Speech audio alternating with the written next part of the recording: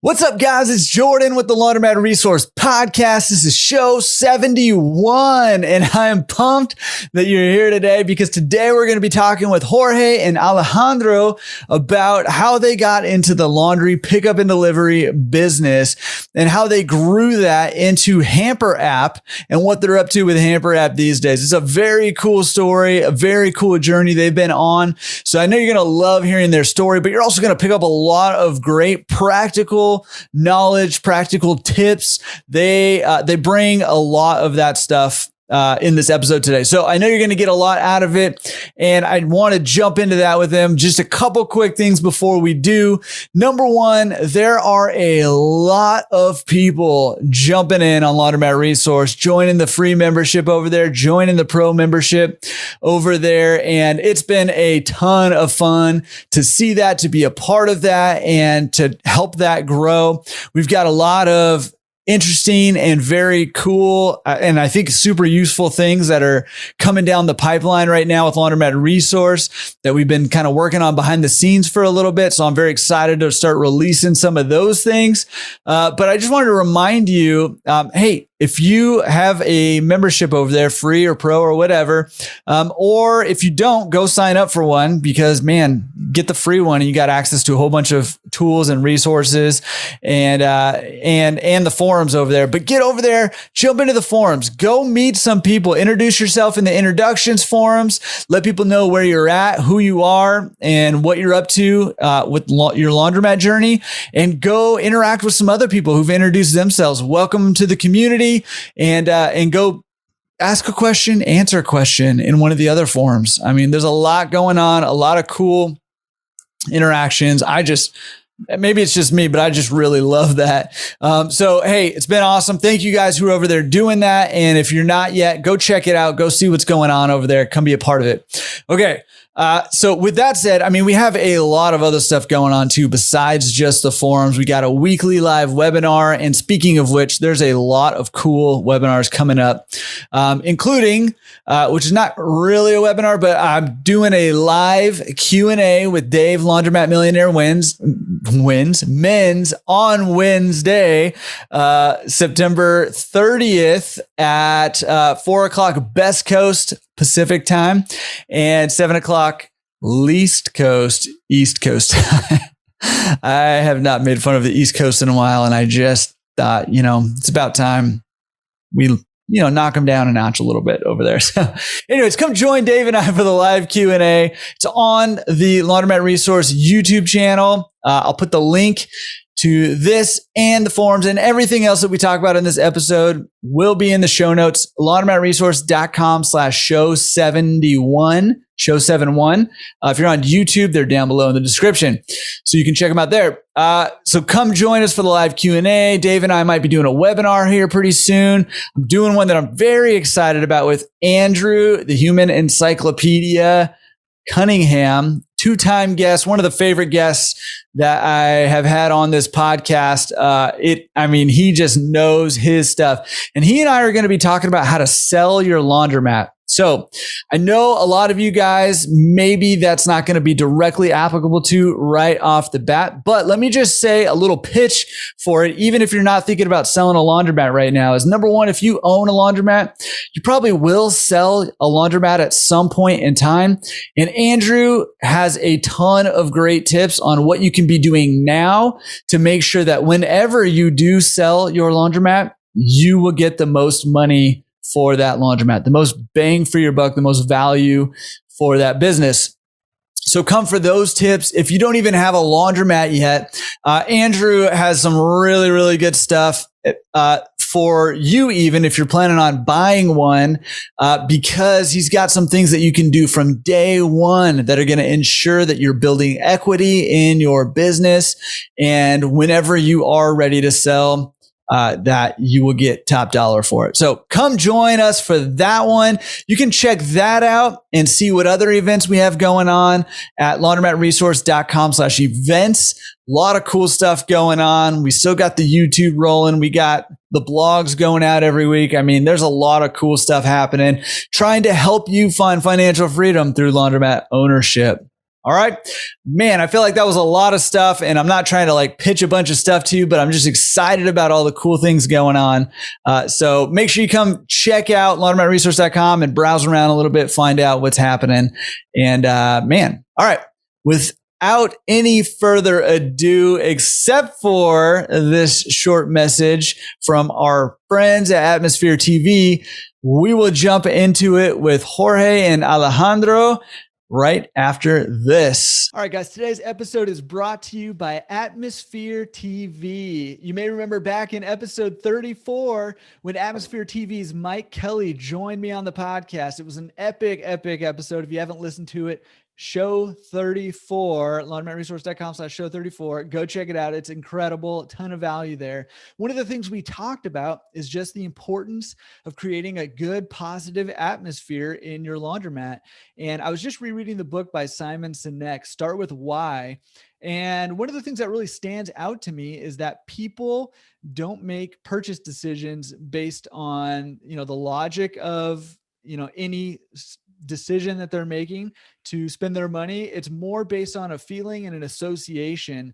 And so it's really important to create a positive feeling, a positive atmosphere, no pun intended, in your laundromat to help people associate this chore that most people don't like doing with something positive. Atmosphere TV is an incredible way to help improve the atmosphere of your laundromat. And basically, if you haven't heard of it, what it is it has 50 plus channels created specifically for businesses with everything from sports clips, hilarious fail videos, draw-dropping videos from all over the world. There's automobile channels. There's a ton of stuff. My kids love it, and my customers love it. Atmosphere TV could be a great way to either supplement your cable, or a lot of us laundromat owners are cutting our cable bill completely and running Atmosphere TV. They're designed to be used with no audio, but they also do have an audio option. That way you can kind of design the atmosphere of your laundromat the way that you want it. So get rid of cable, get rid of those news channels that are bringing negativity into your laundromat, and fill your laundromat with positive videos that bring positive vibes to your customers with Atmosphere TV. And if you use the code word, the keyword, the promo code, promo code resource, then they're going to waive your setup fee. And now everything is going to be free. There's no monthly fee for it. You can use it for free in your laundromat, and it's going to vibe to your atmosphere. So check out atmosphere.tv. I'll put a link down in the description on YouTube or in the show notes. Check it out there. Make sure you use the keyword resource. That way you can get that thing for free. Or if you'd like, email Mike at mike.kelly@atmosphere.tv. All right, guys, welcome. Jorge and Alejandro, welcome to the show. Super glad that you guys are here and super excited to hear about your story and what you guys have going on. How you guys doing? Doing great. Excellent.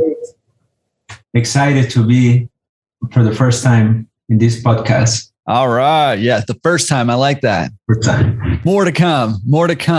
Well, hey, you guys have some cool stuff going on. You're doing something pretty unique out there, and we want to hear all about it. But before we kind of jump into what it is you guys are doing, can you maybe one at a time give us a little bit of a background on who you are? And then once we kind of get to know you a little bit, maybe you guys can kind of tell the story of how you got into the laundry business in the way that you did.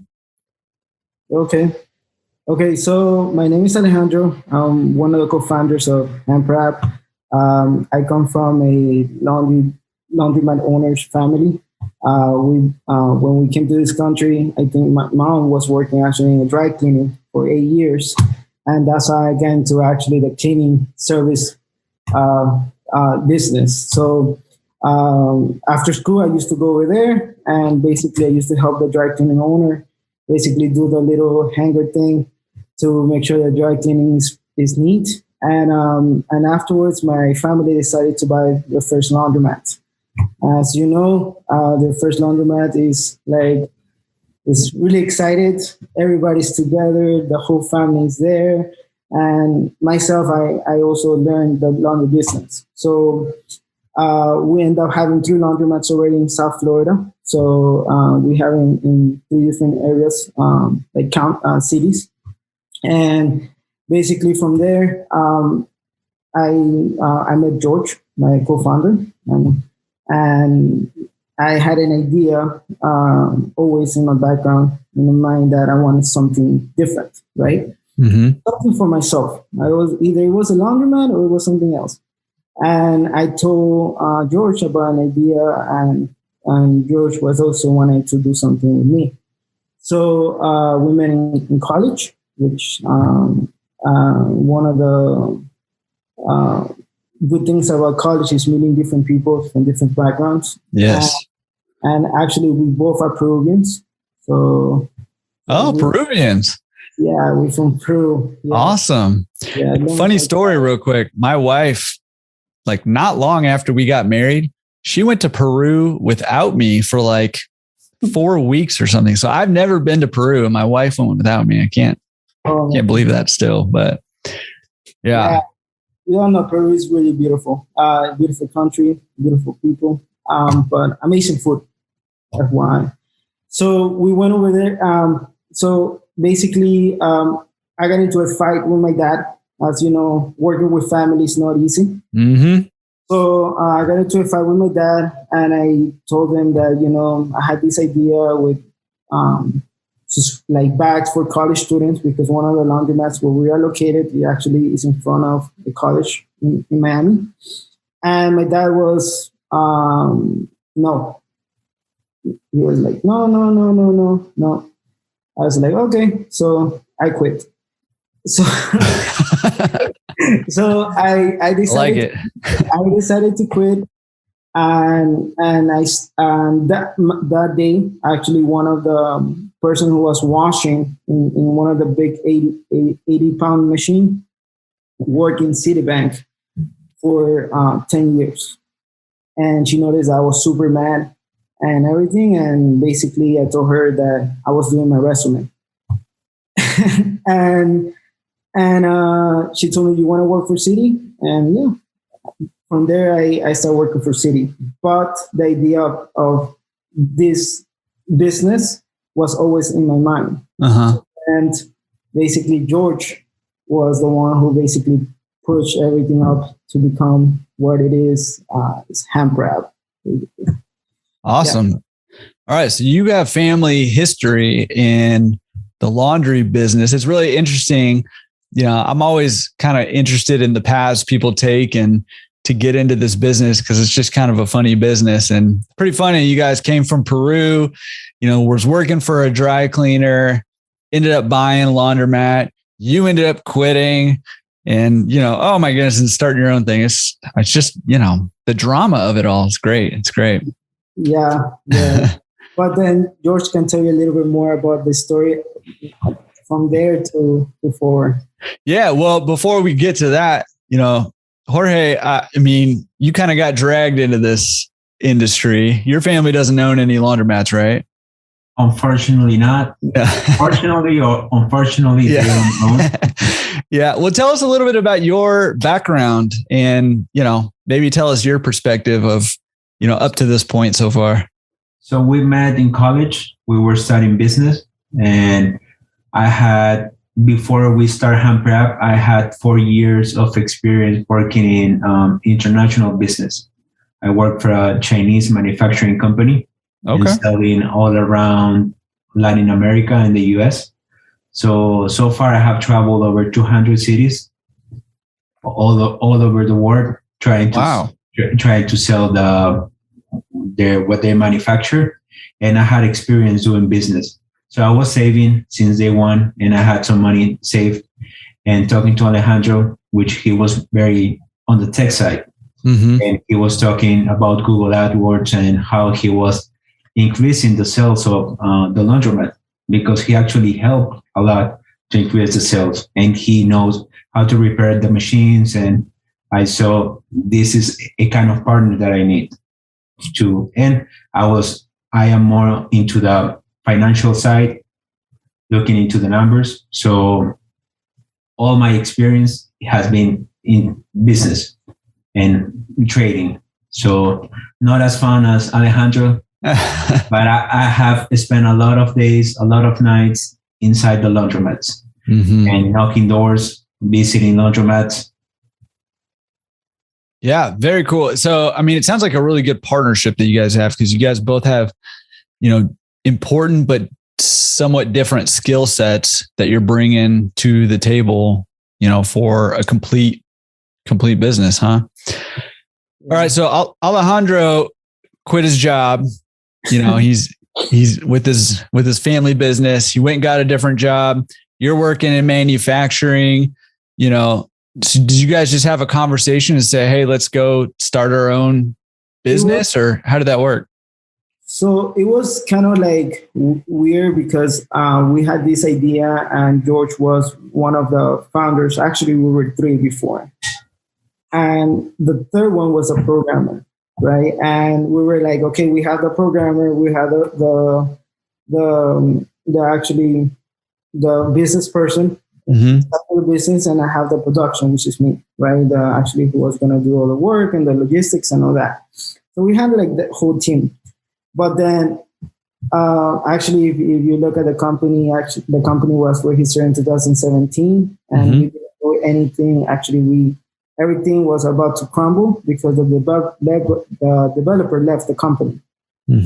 So that's when George was the one who told me, Alejandro, I believe in this idea.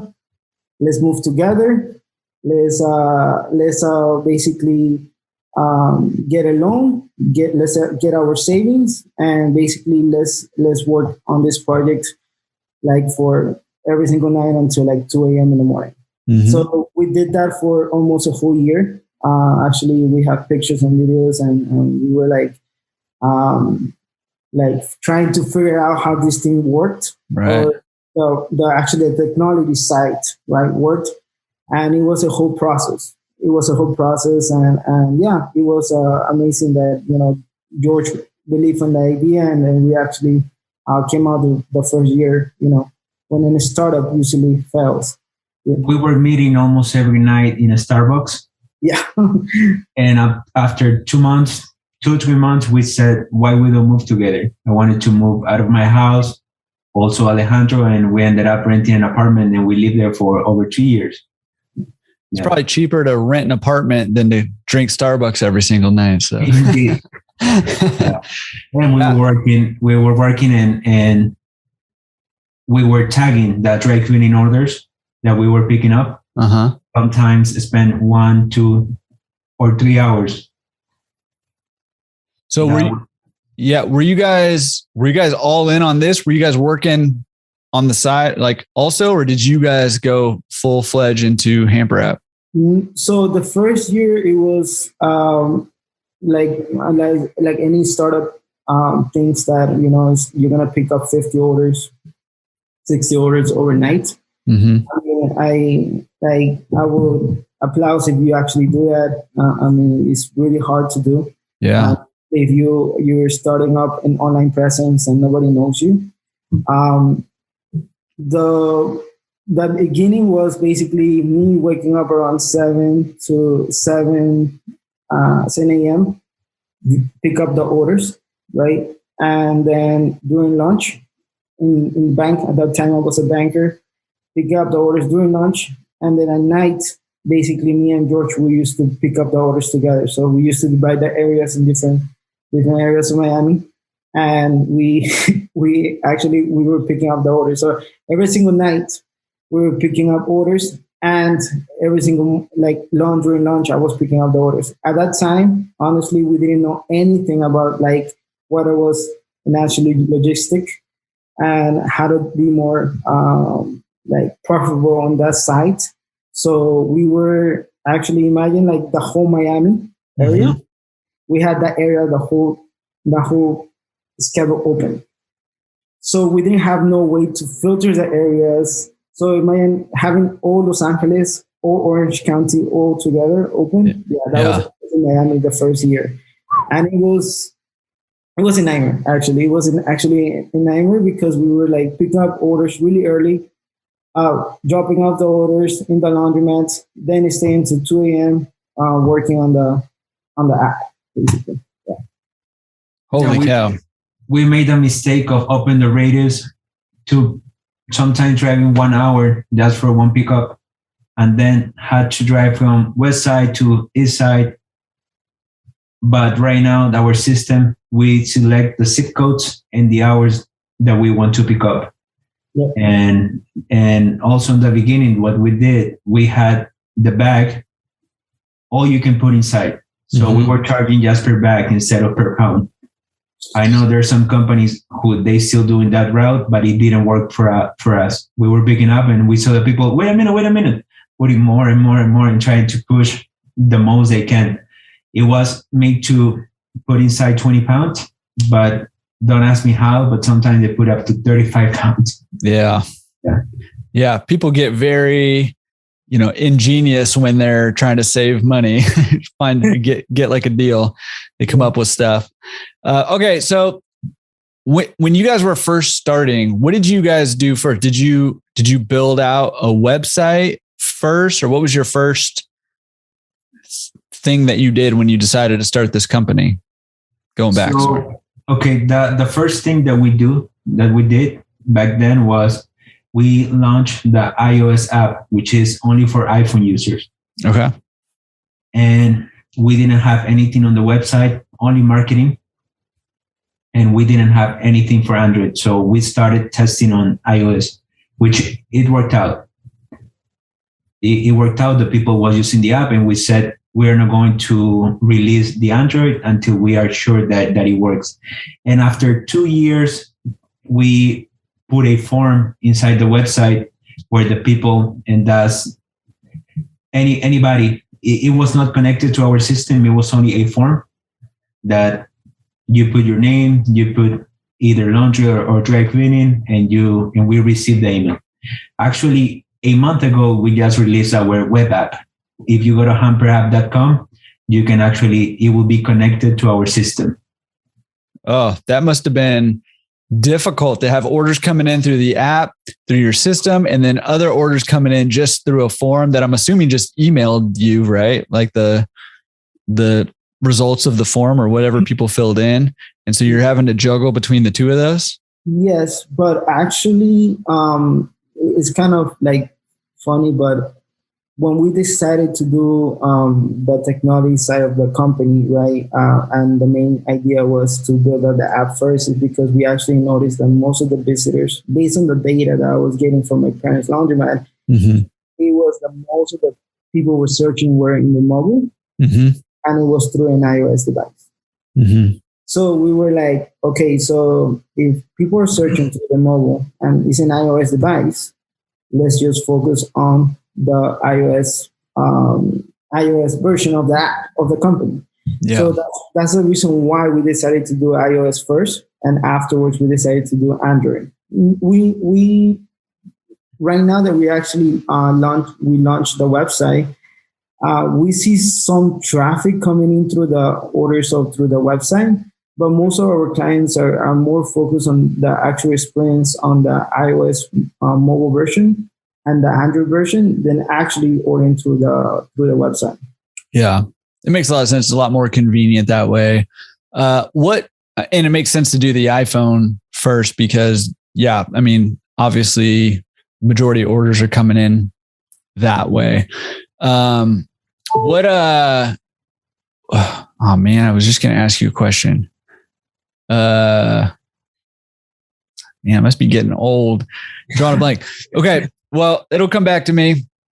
Oh, I was going to say, yeah. Okay. I got it. I'm back. My youth is back. Okay. So how are people finding your app at that point? So we first we did our website, right? And the website was just a regular web plain where you can just download the app version. And that's how we were getting the leads. At that time, Google AdWords didn't have what is right now. Didn't have extensions for apps or even campaigns for apps itself. That was in 2017, 18. And what we noticed is that basically we were targeting the clients and basically retargeting again about to download the app.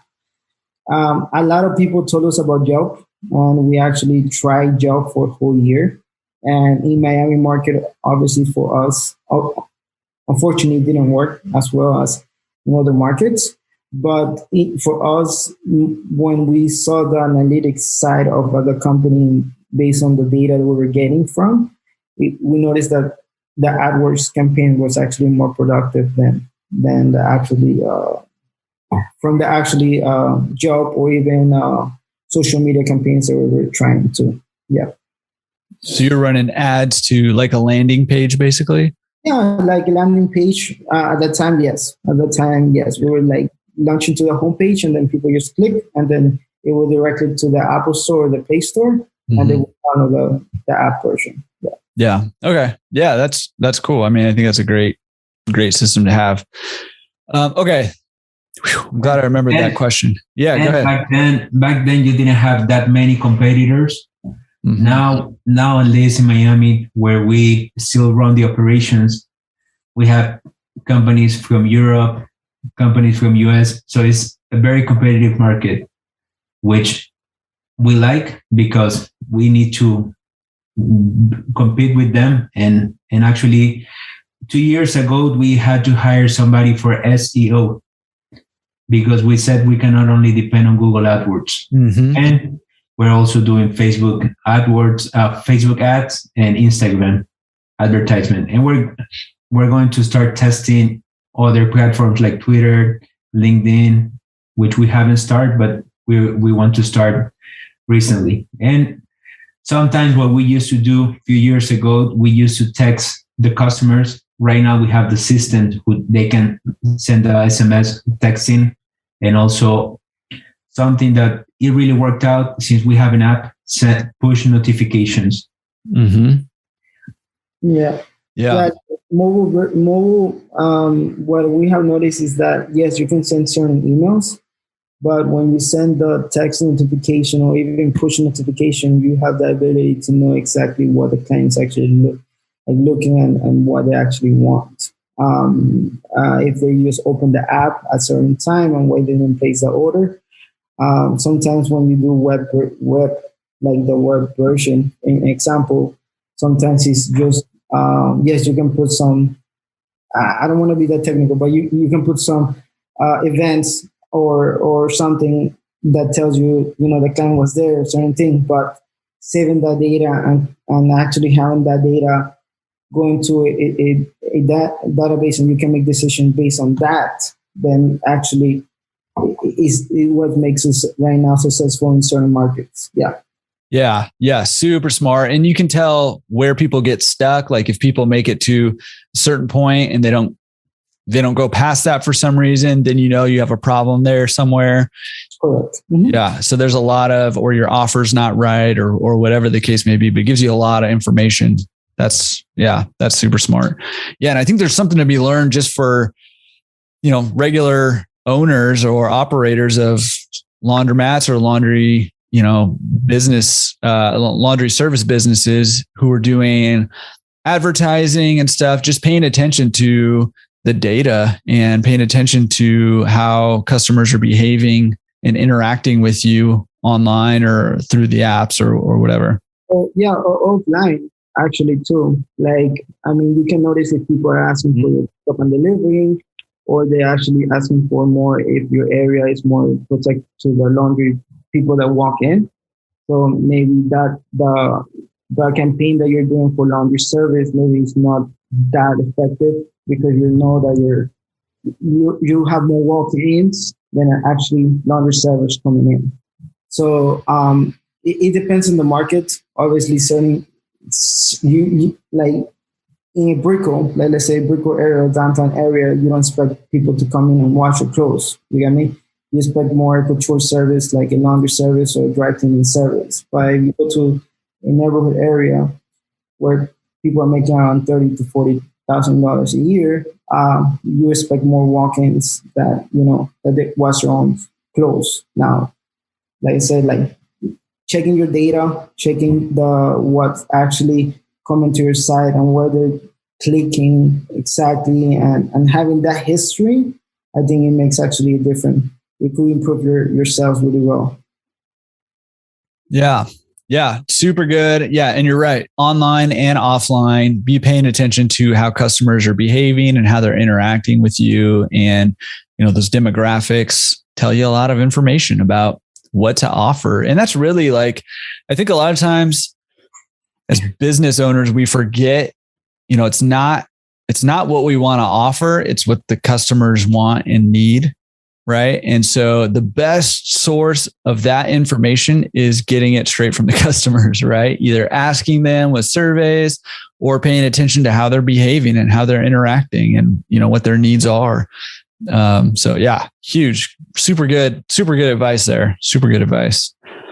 Okay. So take me back. You guys are like on your lunch breaks and after work and you're hustling around, working super long hours, probably still buying the Starbucks, even though you moved into your apartment because you're working so much, right? What kept you guys going when you're working that hard and that many hours? What kept you guys going? We saw that there was a demand. We saw we were picking up back on the first year. We were picking up per day, let's say 3 to 5 orders per day, not that many. Then we jumped to 6 to 10. Then once we get over 10 per day, we said, first, we need to get a van, a commercial vehicle, because Alejandro was most of the orders. Sometimes you don't know. You might get a surprise. And we were also getting commercial accounts. I think once in a while you go to a house and you ended up picking 150 pounds, which does 5 bags. Mm-hmm. And then then you have to go back to the laundry to drop off and then to pick up. So we got a small commercial vehicle that is a Nissan MB200. Mm-hmm. And then a few months after, we hired our first driver. Then right now we have 3 drivers full-time and we have 2 commercial vans. Nice. Only for Miami area, which that's where we run the operations. And we have commercial accounts and we have all type of customers. Yeah, that's awesome. I love kind of the progression of that where you grew the business to a point where you guys felt like, I don't know, I'm just kind of picturing Alejandro driving around with a bag of laundry on his lap and he's like packed in with all this laundry, right? And you grew it to that. Then you said, okay, our next step is buy a van. So you went and got a van and, from there you went and hired a driver and then kind of went from there, hired a couple more drivers and bought another van. And that's how you scale, right? That's how it works. Okay. So you're at what point, do you guys still have your same jobs? Is that, or are you guys doing this full time now? I'm doing that full time at the moment. And then George is actually moved to Dallas right now. Recently, he got married. So hey, congrats. Thank you. That's why we are expanding in Austin and Houston area. And I need to find a local partner here in Dallas. Well, Dallas is so big that I think that we will need at least 4 partners. Yeah. Awesome. So we decided to start. What was the question? I'm sorry. What was? Oh man. That if we quit our jobs. Oh yeah. Are you guys still working? Yeah. Yeah. Sorry. Like I quit my job like Citibank 2 years ago in 2019. Yeah, I quit my job 3 years ago, and of course, in the first year is kind of tough because quitting a job that actually is paying everything. Mm-hmm. It's kind of tough. Had to go down a little bit on my expenses, but I know that Hamper App is working and it's gonna work in the future.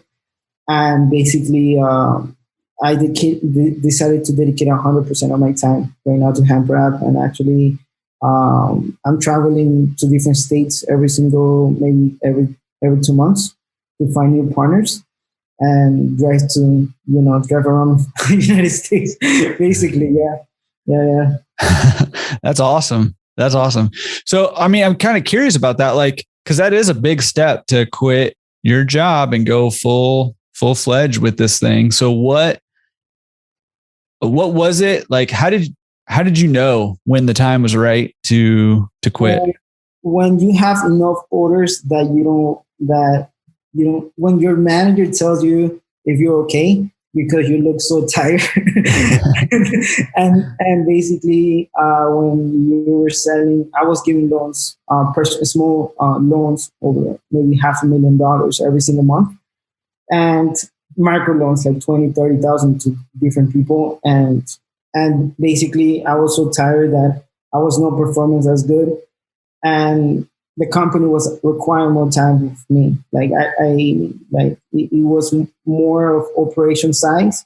Mm-hmm. And once I decided to, I'm going to drive full time for Hamper App for like 6 months. And then from there, we were like, okay, now we need to hire a driver because Alejandro has to do other stuff for the company. Mm-hmm. And Jorge doing other stuff in the company and everything. So it is I'm more into the operation person, and I always, I'm happy of doing that always. Of course, as we have our good, like if you give me a book of accounting and you give me like, find me the expense of this and why is, you need to pay your payroll and all that. For me, that's not my side. You just hand it to Jorge. Yeah, I can do that. No problem. Here you go. Yeah, exactly. And now is I'm more into the marketing and basically managing other areas of Hamper App right now. Yeah, at the moment. Yeah. Well, I mean, maybe you guys can talk to me a little bit about too, like, so quitting your job is a huge step, right? And that's, to be honest with you, I talk to a lot of people in my coaching consulting calls, and that's their goal, right? Is to quit their jobs, mm-hmm. To run their own businesses and, I think a lot of people don't realize how much work goes into it, to get there, sometimes, but I mean, that's a huge goal. But another big step is making that first hire, hiring your driver for the first time. Can you guys maybe talk to me about how you decided to make that decision and how it worked out? I mean, because now you're adding on more labor expenses, right? So you got to make sure the business can support that, and you got to be supported too, with your personal expenses and stuff. So talk to me about how you decided to make the hire and how that went, how you guys did that. So hiring our first driver was not as difficult now that you have still the government supporting with COVID to certain people. And at least in Florida now, the minimum wage is going up from $7.50 an hour to $10.50, which is nothing compared to California. Yeah, around $15 an hour. So at least 3 years ago, when we hired our first driver, it was not as difficult. We went to Craigslist.com. Back then, you used to pay only $20, $25 for an ad. Right now, it's $45, $50 per ad. And we interview, I would say 4 or 5. I don't remember that many until that same person who started working with us. Right now, he's our logistics manager. So he handles the 3 drivers because we're busy running the company and we're busy spending on other areas of the company that he handles the drivers. But right now, hiring a driver is kind of difficult, at least in our area, because number one, interview time. They might not show up. They will say, I'm ready. I need the job. That's the job that I want. So much flexibility. Yeah. and then they don't show up. Then they might show up 1 day or 2 days.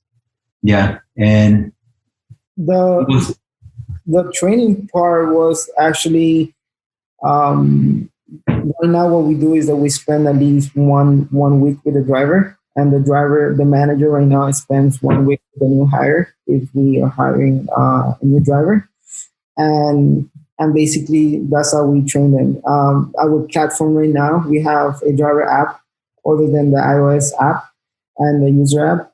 We have a driver app specifically that tells them exactly what orders, and we're trying to make it more easier for them to don't think exactly where to go, what exactly what order they have to pick up first or drop off after. So right now, currently our system does everything. So we are even being more investing more in that side of the company, because we have noticed that more like clients in 2017, 18 doesn't expect now what clients currently they do expect. Like they expect it ETA at 10 and 10 p.m. Now we're working into that, like that part of the company. We're working on making more into the micro management of telling exactly the client around what time the driver is going to arrive, and exactly the location of the driver. Because more than ever now, clients are being more PD on basically they want to know exactly, like, so they don't spend 2 hours in their house for nothing.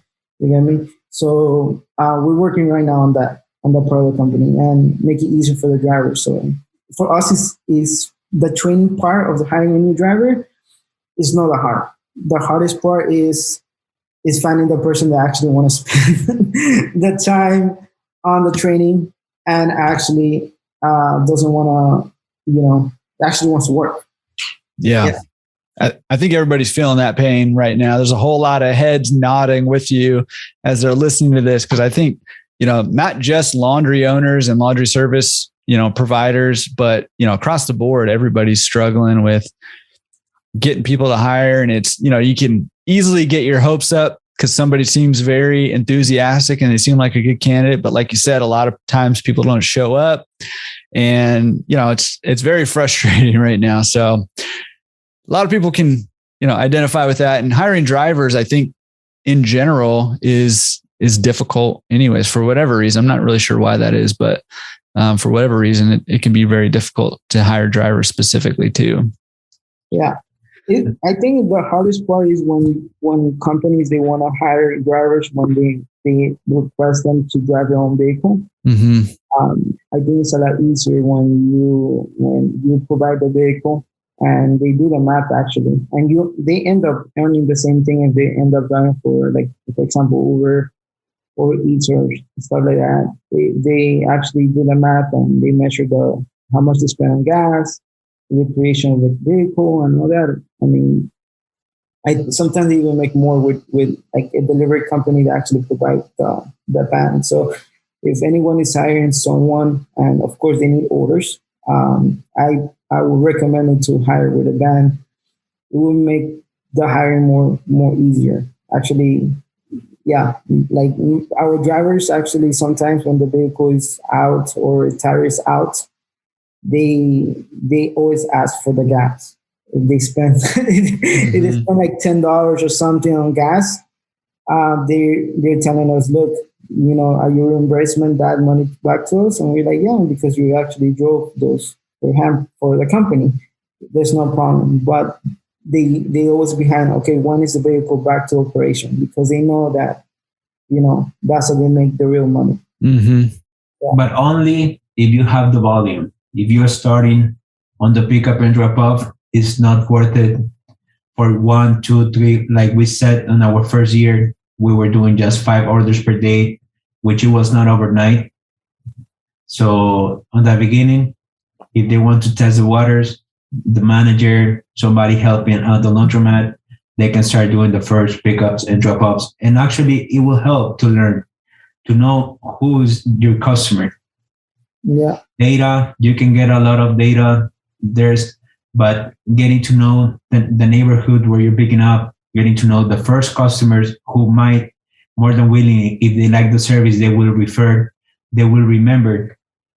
So we get some reviews online, not only we like the service, we like Hamper App, but they also remember and they put the name of the driver or the person who picked up and dropped off. Mm-hmm. Yeah. Yeah. Yeah. I love that. And I think there's a lot to learn when you actually do something yourself.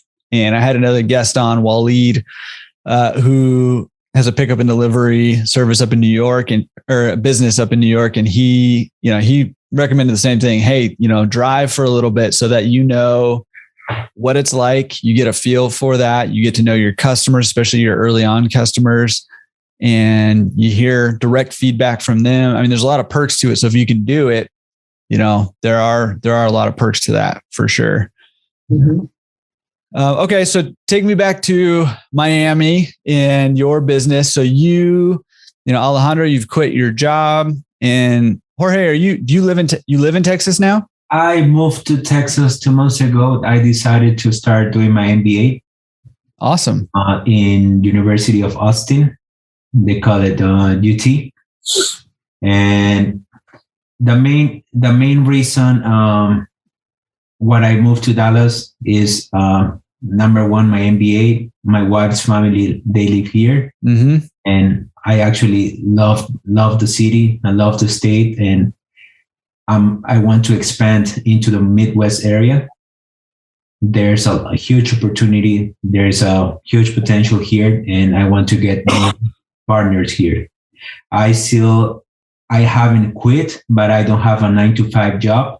Mm-hmm. I can work. I can answer calls. Right now I'm more into just getting sales for the company and managing the sales team. That's my main role in that company. Awesome. And I believe in Hamper App. We have personally invested a lot of time, a lot of money over 6 years. And I don't pay myself nothing yet from Hamper App, and we keep reinvesting. Right now we are able to hire 6 full-time developers. 5-6 years ago, we only had 1. Right now we have 6 full-time, and we have also 1 that manage the whole team, because we need to have the website, the web app. We need to have the iPhone app. We need to have the Android app. We have the driver app. We have in the store the POS where the partner, they need to update, or anybody who does the order need to update the actual order, because you need to charge. You receive a bag, and then if you have a laundry item like a comforter or anything that you need to update, and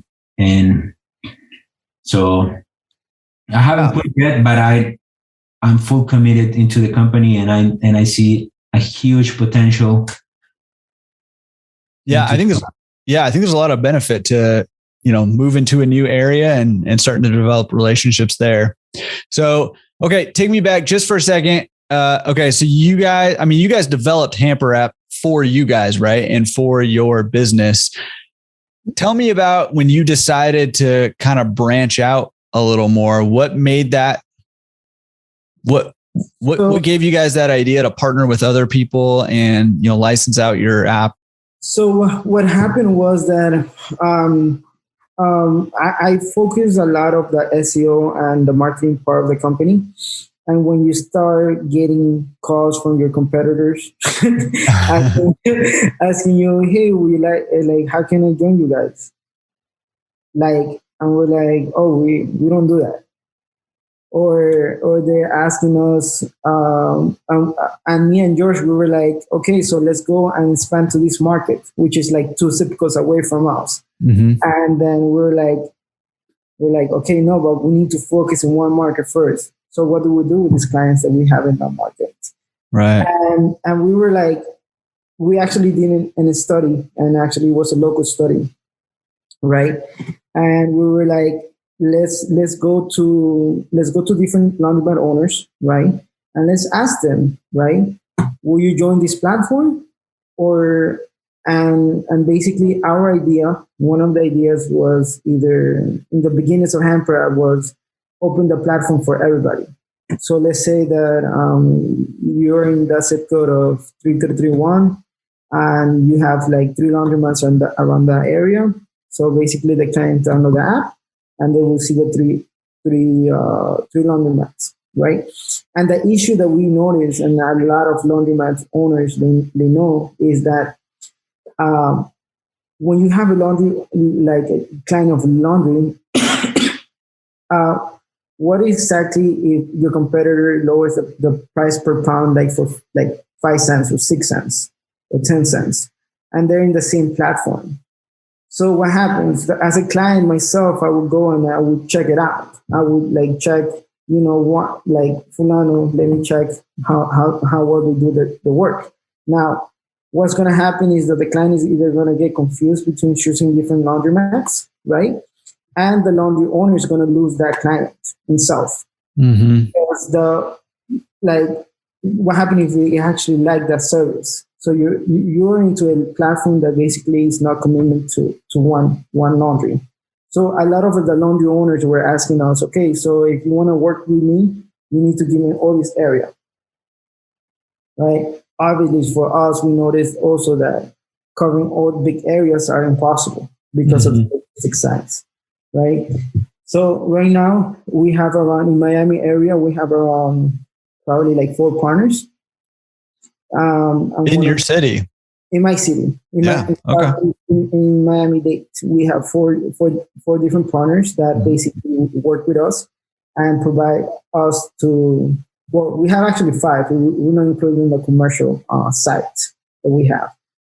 And that's the benefit of our platform, that we get a lot of leads of everything. So we have we work with 4 different laundromats, operation site in our site, and basically the separately sold certain zip codes to other partners. But going back to your question, when we decided to sell or provide other laundry owners our platform, it was when people were asking us to join, and we were like, sorry, we don't, or we were like, we don't have the way to do it. And that's when George and I decided to go to the Clean Show and go with the demo version of the tablet.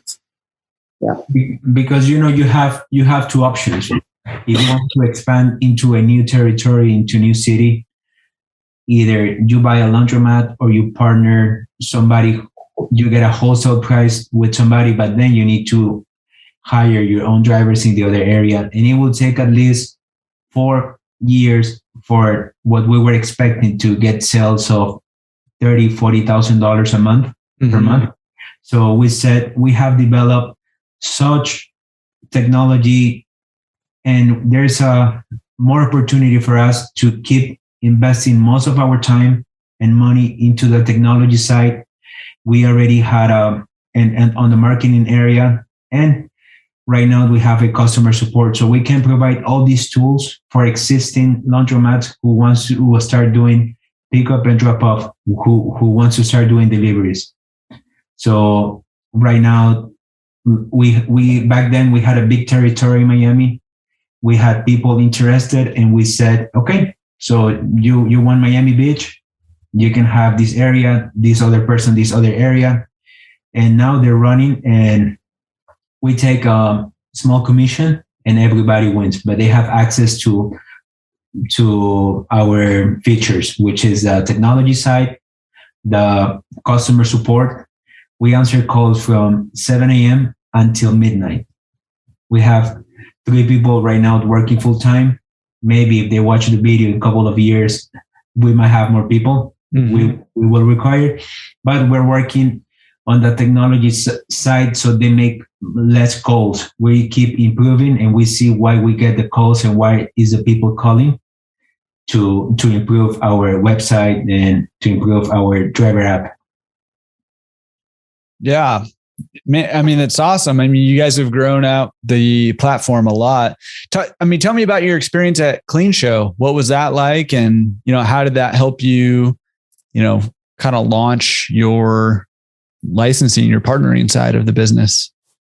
We went to our first show. This show is every 4 years, correct? I think it's every 2 years. Okay, except for COVID years. And okay, so we went to our first show in Georgia, which was like six years ago or 7-8 years ago. I don't remember the time right now. We went to look, but our first show where we got a booth, a 10x10 booth, we were exhibitors. We wanted to test the waters. We wanted to talk to other laundromat owners to see if they liked the idea. And we only got 2 partners from the show, which right now launching a new partner into our system, it can take us a few minutes. Back then we didn't have it, and they wanted to have the Android. And they used to ask, "Oh, are you available in Android too? Are you available in Android?" And we said no. So that's something that they wanted to release in the area. "Oh, I want the app tomorrow. I want the app in a week." And we said, "We're still tweaking and we haven't released yet. It's going to take us 3 months." And that's something that they didn't help us, but it helped us to understand what the actual operator or what the actual new partner. And we can wait for next year. We already got a booth for next year. And hopefully awesome. At 20, 30, who knows how many we can get, how many. like George says again, like we went to the film show and we were like we actually went to experiment. It was kind of like an experiment to know exactly what's out there. And me and George, we were like, okay, we're gonna spend this amount of money to get a booth, but we're gonna like sell it as much as we can and actually work. And we got a lot of feedback of other laundromat owners, which it was at that time was harder. Right now you can put a form online or question, and obviously you're going to get a lot of feedback. But back then there was not such thing as a form, a podcast, or even a like someone that can actually guide you on how to start a technology company of a laundry service, right? So it was actually a really good experience going there, and we're excited about going back there with everything that we're going to show up with. And actually, I would love to send you the picture of our booth, so maybe you can show it here, so you can see it. Yeah, definitely do that, and I'll include it. Real quick, I haven't asked you this yet. I think I know the answer to it, but I haven't asked you. So when you guys started this business and you started picking up laundry and doing it, how was the laundry actually getting done? Who was doing it? Where was it getting done? So the laundry was actually being done in my parents' laundromat. And my parents, as I started a podcast, they're really hard when it comes to business and hard decisions. So I agree on a price per pound with them. And basically, we're making the margin out of that. Actually, honestly, and I'm telling you straight up the truth, we went to different laundromats before, and a lot of laundromats they say no to us. Really? Yes. Because they didn't know about this. Remember, we're talking about 2017 when there was not such thing as technology, and I think Wash Club was getting into our market, and there was not that much of the idea of picking up delivery as right now, as 2021. Yeah, but it was my parents actually does some of the laundry, and then when we got into a certain volume, we just started getting more partners that actually cover our areas that we currently own. And then basically after they grow up their business, then we decided to get another partner. Obviously, we talk to them, all of them our partners, and tell them, look, you're still gonna keep this volume of your laundry, so stop. Don't fire anyone. You're still going to keep this amount of laundry. Just that you cannot provide that much of a service with us. So we decided to take it to another laundromat. And then the other laundromats, basically is covering the other exceed of pounds that they cannot perform. Now we have commercial accounts that basically give us around 500 per day or 600 accounts per day. and it's amazing because we have pounds, not account. Yeah. 600 pounds per day, and we have a truck that basically our partner picks them up. So we work with partners that they don't focus that much on the technology side, which we do, on the sales part. And then what we do is we provide work to them. So sometimes the headache comes to the laundry owner that when they're trying to start everything by themselves and they don't know where to start. And that's the hardest part. Mm-hmm. Yeah. Yes. I mean, it seems like a good partnership there because you guys have the infrastructure built out and are able to offer that. And other people who have, the physical assets for it, you can partner with them to, it seems like a good marriage there. Yes. And also like, if you consider, I don't know if you, we have my parents' laundromat that we provide them like around 6,000 to 8,000 pounds, per month in that area specifically. Mm-hmm. Just having that amount of sales extra coming from outside your door, how much value it brings up to your store. Yeah. Well, that's why I was surprised that people were turning you down. If somebody's like, hey, I want to come do a bunch of laundry at your laundromat. I'm like, yeah, okay. Like, exactly right, and actually a lot of, and we go and target different markets that actually they're doing pickup and delivery, right? And we tell them, look, we like to work with us, and they're like, no, we have our own brand, we do our own pickups and all that, and we're like, okay, but we don't like more clothes to pick up. Mm-hmm. You don't they don't lose anything, right? And the good thing about our strategy in this case is that most of our traffic that we're getting right now is organic. So we our main focus right now, yes, is marketing, but our branding. So we get around, I think, 135,000 impressions per day in the whole United States for free. And we're getting these from Las Vegas, from Texas, Dallas, and San Antonio, Los Angeles. And sometimes those orders cannot be performed because we don't have, unfortunately, no partners at that moment, on that market. Yeah. Yeah. But well, you need to get those partners. Let's get them going. Business slipping through your fingers. And actually, people that actually that are trying to do pickup and delivery or have an extra income, is a good way to start. Or if they're doing their system laundromat and they have their own laundry service and pickup and delivery, and you're not picking up enough, you don't lose anything working with a platform like ours, right? So it's a good way to work with, like to get more income, basically. Yeah. Love that.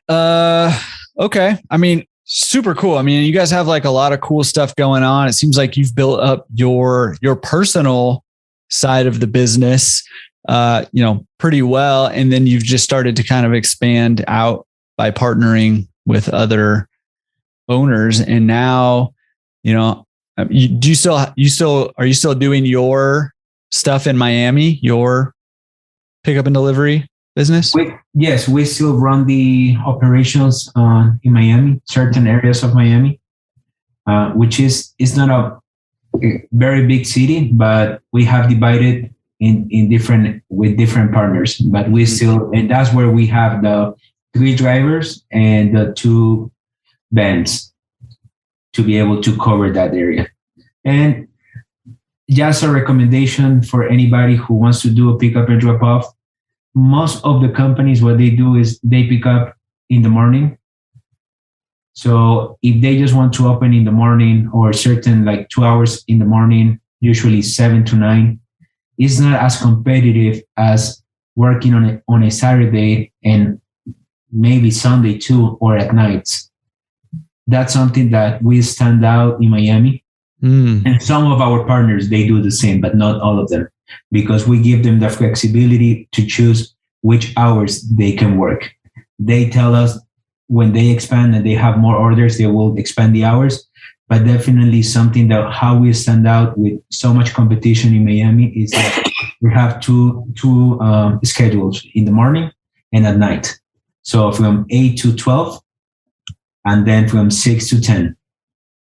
Yeah, that's awesome. And that's a good tip too. Looking for gaps in the market where there might be availability and opportunity, to pick up customers that aren't being served right now because people are picking them up in the morning and not in the evening or not on the weekends or whatever the case may be.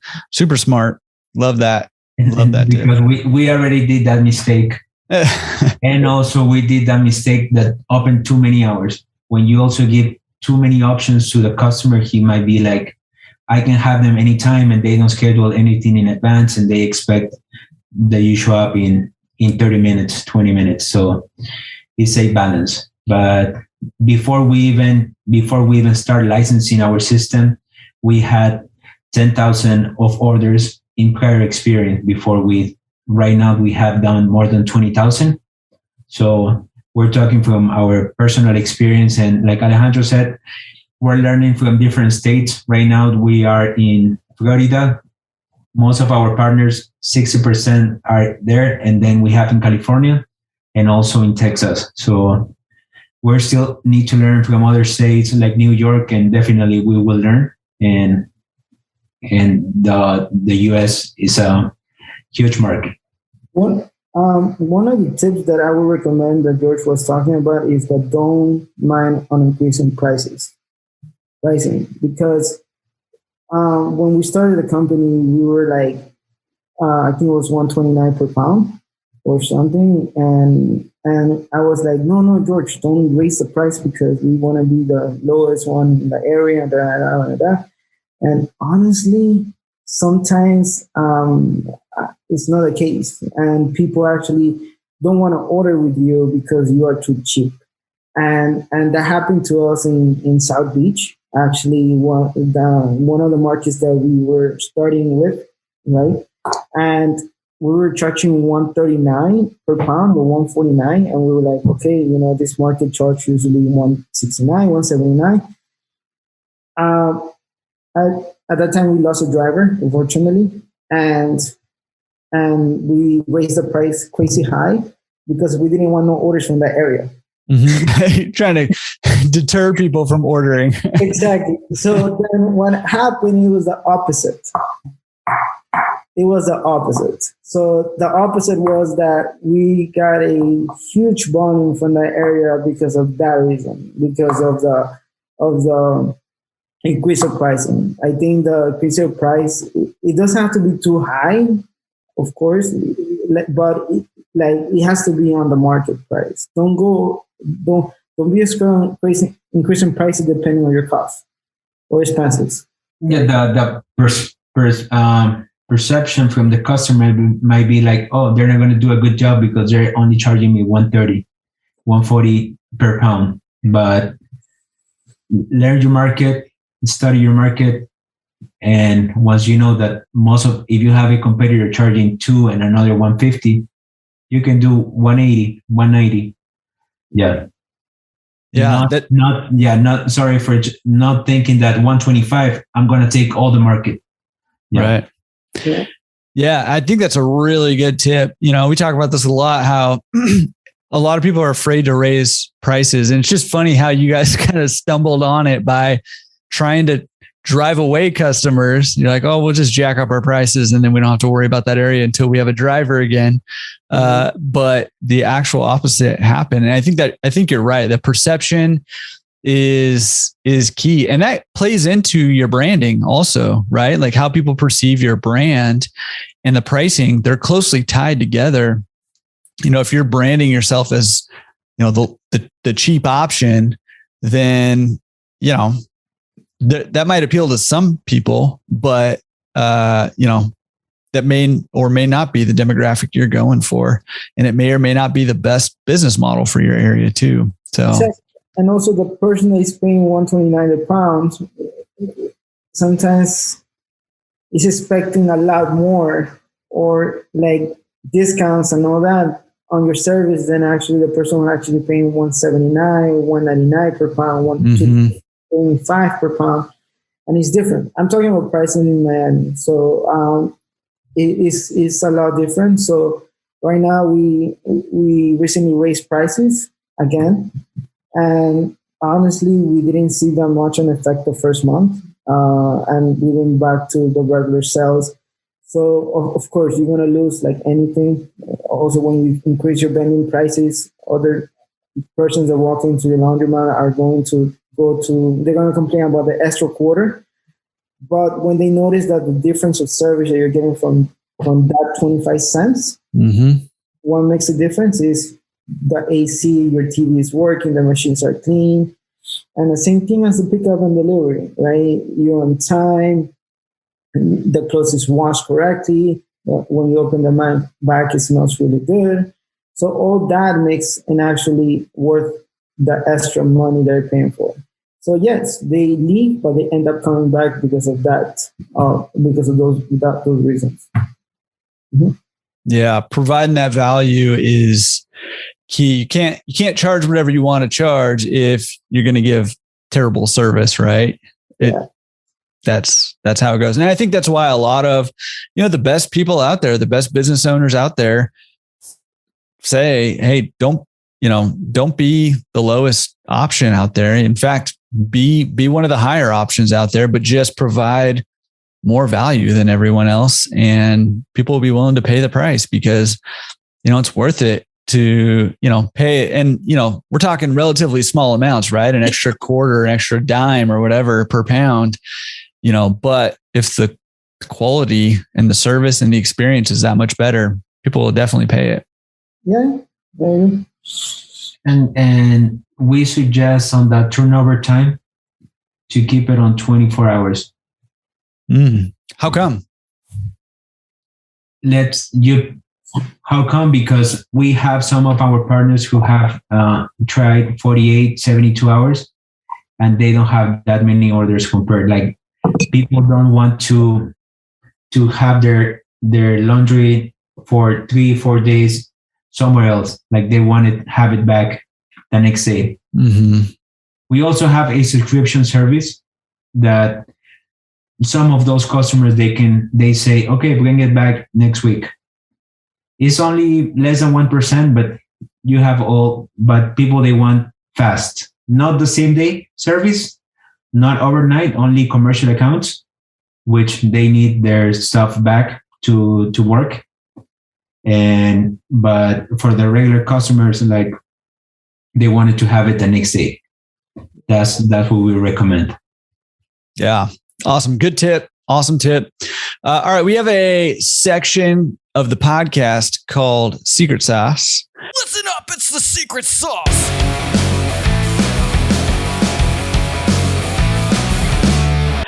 And Secret Sauce is just what's something that you see working either in your guys' business or in one of your partners' businesses. What's something that's working for pickup and delivery right now in terms of either gaining more customers or improving efficiencies or anything like that? You got any tips for people running pickup and delivery?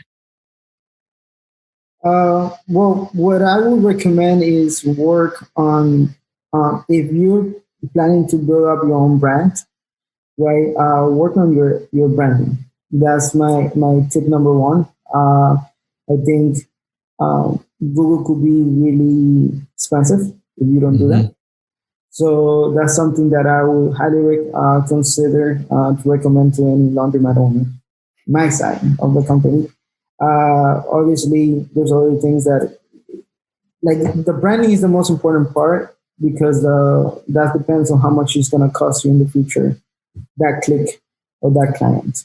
I don't know if George has any. Yeah, something that on the pickup and drop off, talk to the driver, or if you are picking up and drop off, make some cards.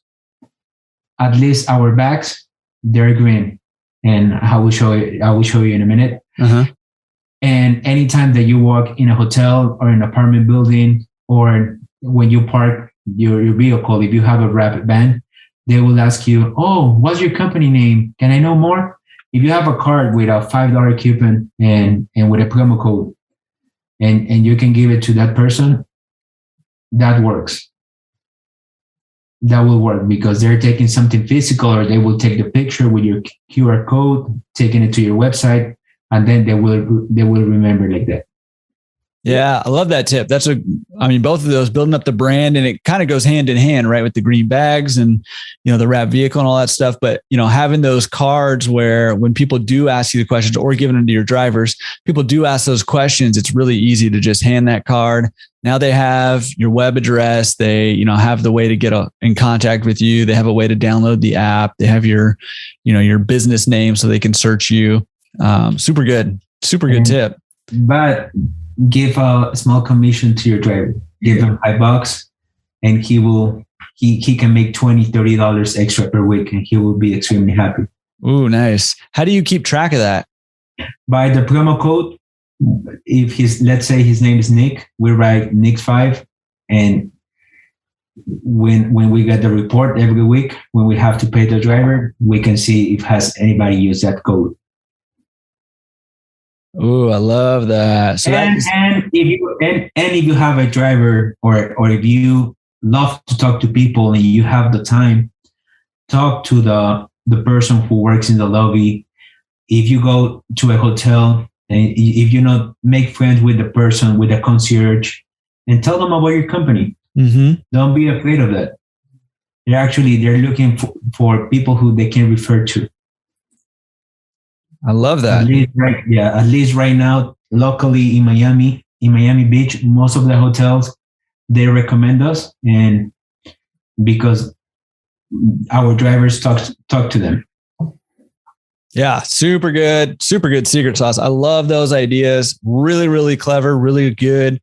And is the promo code thing, is that integrated within your system? Yes. Yeah, super cool. Love that. All right, we have another section called Pro Tips. Pro Tips. And Pro Tips is maybe an operator, say there's a laundromat owner who wants to get into pickup and delivery. You have any tips for them on how to do that the best way possible? Yeah, start join our team.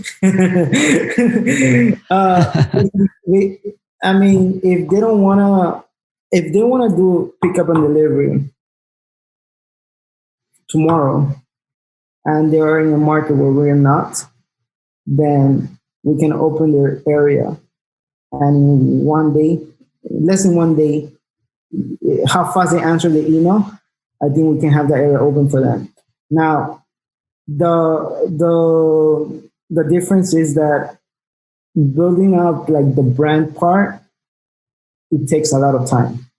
So I definitely recommend them to, if they want to do pick up and delivery tomorrow and they want to test the waters, definitely to contact us, and we can actually, help them out. If not, they definitely need to have a website, and they need to have exposure to social media. And then they need to look for a platform who they can help, because how many orders can you pick up through the phone if somebody calls you? So you need to have a platform. It could be the best option, a company like us or any other company, but they definitely need to have a software to be able to have a list of the orders that they're going to pick up that day. And you need to call that person, because 1, 2, 3, 4 max, you can do it through paper, but then you need an actual technology software to help you. And so you need to have the technology, you need to have the marketing, and you need to be able to answer the phone at any time, because you will be getting calls. But like Alejandro said, we can cover all of that. But if they want to try it, after they get tired of doing that, they need to, and if we're available in their area, we're a good option. And we're willing to talk to anybody on our website, www.hamperapp.com, and they can find out more information. And we have done over 20,000 orders already. We're doing over 1,000 orders per month right now, and we keep increasing our areas. We keep learning, and we Like I mentioned before, we have 6 developers working full time, and we're growing the team exponentially to be able to help new partners. Guys, that was awesome. And man, I'm going to put that link that you just mentioned, hamperamp.com, in the show notes. If you're on YouTube, they'll be down below in the description, but I'll have all that, and the links to everything that we talked about here will be there. So make sure you check those out. Guys, is Hamper App, hamperapp.com. Is that the best place for people to come find you if they have more questions?